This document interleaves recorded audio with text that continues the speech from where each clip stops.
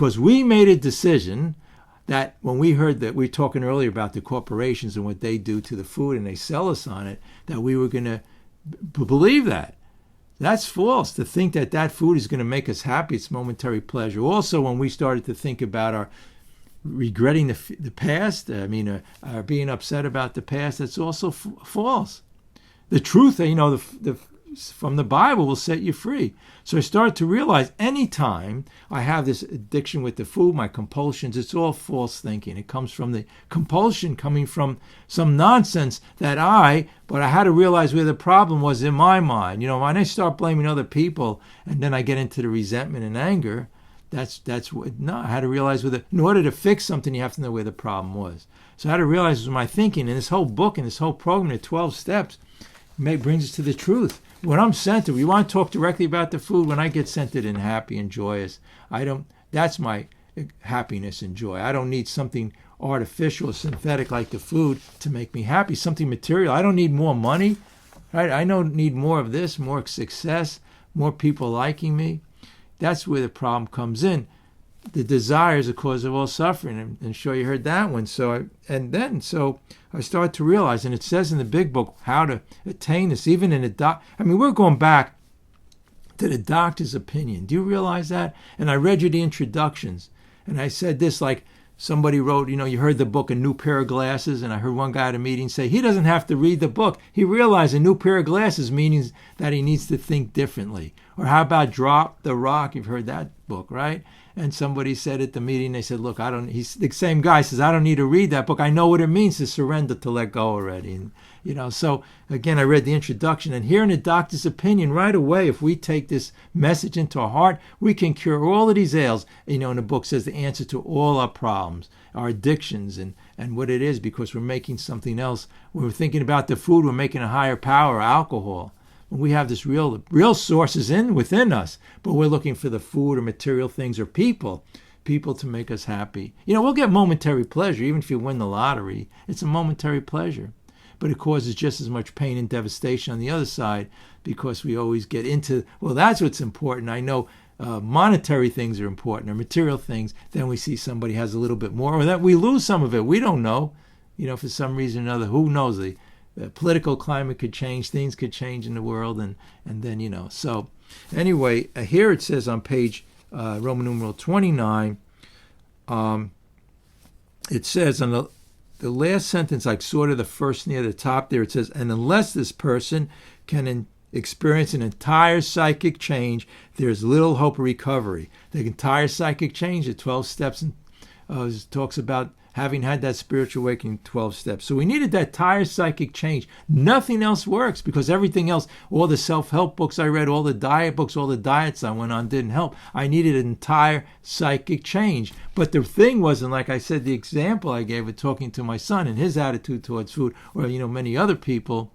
The whole thing is that psychic change is to see it, the truth.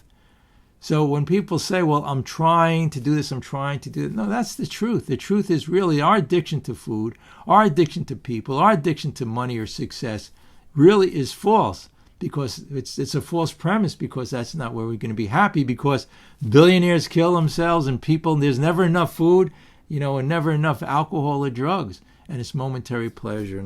And it says here, on this first really full paragraph on page Roman numeral 29 in the doctor's opinion, again, the very beginning of the book's giving us the answer. On the other hand, as strange as this may seem to those who do not understand, once a psychic change has occurred, the very same person who seemed doomed, who had so many problems he despaired of ever solving them, suddenly finds himself easily able to control his desire for alcohol, for food, whatever it is. The only effort necessary, there's only one little effort necessary, being that required to follow a few simple rules. What are those few simple rules? The steps.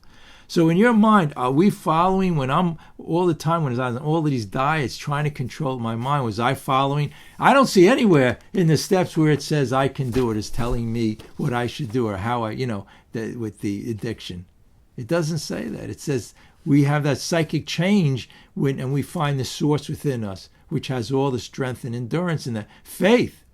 and then we don't need to utilize making food our higher power or God. What we think about the most of the day is a higher power. So we could be surrendered and be released from all of this through these 12 steps and 12, having that spiritual awakening, in step 12 says, and practice these principles in all our affairs. So anytime during the day I'm obsessed with food, or I'm obsessed with alcohol or drugs, or I'm obsessed with people, or I'm obsessed with the past or the future, I have the spiritual awakening told me it's not true. It doesn't matter. All of these things we're thinking about, I went to a meeting, there was a nun who was in the meeting, and she just said, it doesn't matter. And the other thing she said when they go around to her at the meeting, because everybody is talking about all of these problems and making them, all big problems, and, she would say, just sit. So the answer to my problems instead is in step 11, prayer and meditation. Just sit and be comfortable, and that's it.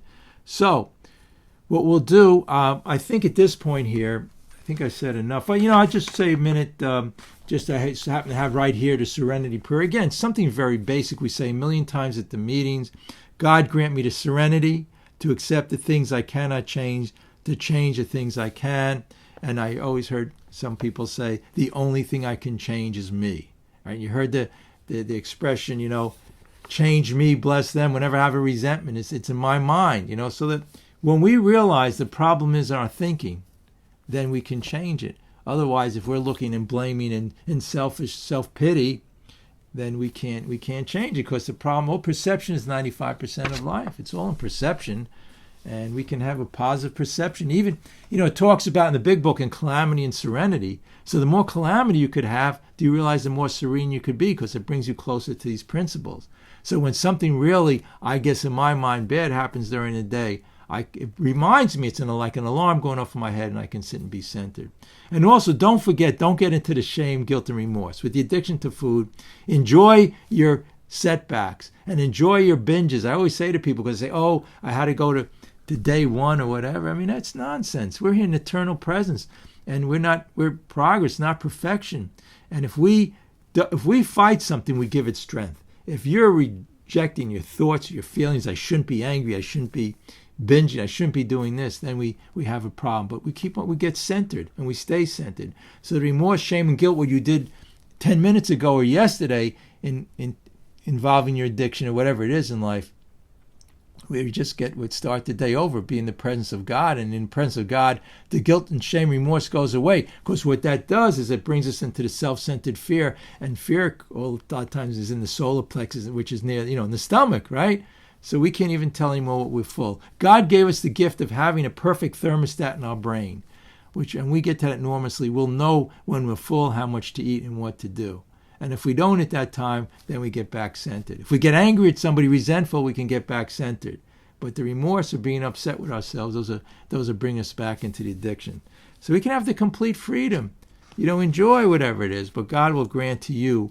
Anyway, He'll let you know, and we're talking before the meeting all about these chemicals in the food and the craziness and how we decided we were going to feed into what these corporations were telling us about the addiction, about the food. And quickly go into the introduction. I have 2 editions of what's called the Overeaters Anonymous 12 Steps and 12 Traditions. It's like the equivalent to our 12 and 12, the 12 Steps and 12 Traditions of Alcoholics Anonymous, but it talks a lot about the addiction to food. But what's interesting about it is this. First of all, a lot of times a title to a book will tell you what the book's about, right? Also, the first introduction will pretty much give you all the information what you need to know. And I found that when I read this, although it's great, reading through the steps and having that spiritual awakening. But here it says in the beginning, in the older edition I have here, this one I've had for years, okay? It's the 12 Steps and 12 Traditions of Overeaters Anonymous. And they talk about in the beginning, and this is what the whole program's about. We of Overeaters Anonymous have found in this fellowship a way to recover from the disease of compulsive overeating. If the years of guilt and over repeated failures, isn't that amazing? We could all relate to that. And we talk about how diets don't work. To control our eating and our weight, we now have a solution that works. Our solution is a program of recovery, a program of the 12 steps. By following these steps, thousands of compulsive overeaters have stopped eating compulsively. So how many times do people say on the meeting, what's your diet plan? Well, I know I talk about it being a whole food plant-based diet, but I also say I pick up the 12 steps and just say, this is my diet plan. And it says it right here in the introduction. But interestingly enough, as these programs evolve, in the same with AA and other programs, Narcotics Anonymous, you have a million programs for 12-step programs, recovery programs, but how they have evolved was during the more modern age, so to speak, and the people going to rehab, they started in the 70s and going into the 80s, whatever, and all these decades, it became more of a group therapy. So not so much did they apply what it tells us here in the very beginning about applying and of course the big book, which is the basic text for all of these 12-step programs, about it's in the steps. And we talk about how we relate the steps to our addiction to food. And once we do that addiction to food and relate it to the steps, it's amazing how the rest of our life changes, because everything in our life is about compulsion. We have compulsion to be in resentment, the compulsion to be in anger, fear, all these what we call defects of character. But what I found really interesting about this was, it says here to stop thousands of compulsive overeaters and stop eating compulsively. But in the newer edition, this is what I wanted to bring out, and it talks about of the Overeaters Anonymous, 12 steps and 12 traditions. It talks here about, it says here, it says, but not, these terms include, but here's what's important, but not limited to overeating, undereating, food addiction, anorexia and bulimia, binge eating, and over-exercising, purging, and other compulsive food behaviors. Let me repeat that again. Undereating and overeating. Before it was related to welfare people compulsively overeat, which I think is one of the big problems that people have. But it also talks about compulsions and other compulsions in the newer edition of, and this includes everybody, it's all that compulsion. Some people have all of these or just one or two of them, right? It's again, overeating, food addiction, anorexia, bulimia, binge eating, over-exercising, purging, and other compulsive food behaviors.